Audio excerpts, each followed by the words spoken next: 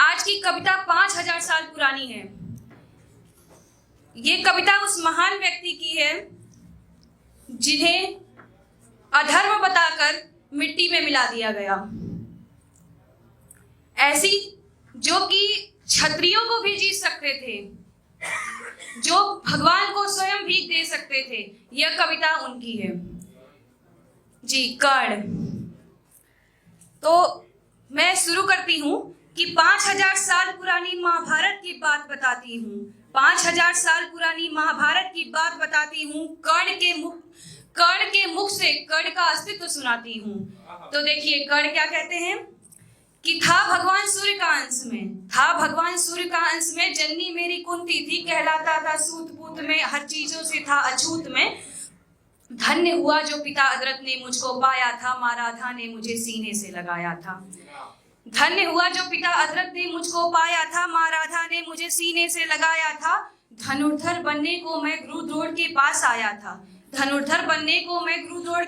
आया था, थी ज्वाला मेरे अंदर, फिर अपमानित कर मुझे अधिरथ की संतान बताया था। उसकी सूची में बस एक ही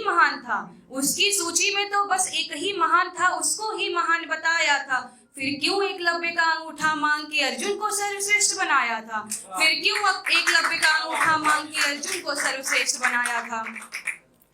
खड़ा था मैं दृढ़ में चुनौतियों की भीड़ में, तब एक मित्र आया था। अंग देश का राजा बना मुझे सभा में बिठाया था। माँ कुंती सब जान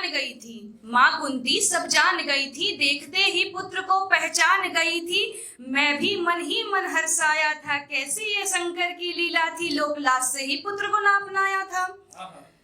खुद ही सवाल करके खुद को समझाता हूँ कि सूर्य का पूत अछूत हूँ मैं, न कुंती मेरी माता न कुंती का पुत्र हूँ मैं, न कुंती मेरी माता न कुंती का पुत्र हूँ मैं कर्ण हूँ तो बस कर्ण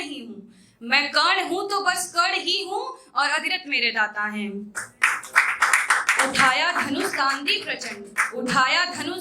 प्रचंड, तब द्रौपदी ने विवाह से नकारा था। अपमानित कर भरी सभा में अपने विध्वंस को ललकारा था। थी गलती मेरी भी मैंने मातृत्व को हराया था। कुलवधु को वैश्या के अपना मान घटाया था। ये सारी अभी की नहीं द्वापर की बीती बात है। यहाँ कौन किसका सगा और कौन किसके साथ है। सबके अंदर बैठा सकुनी, कलयुग तो यूं ही बदनाम है। धन्यवाद।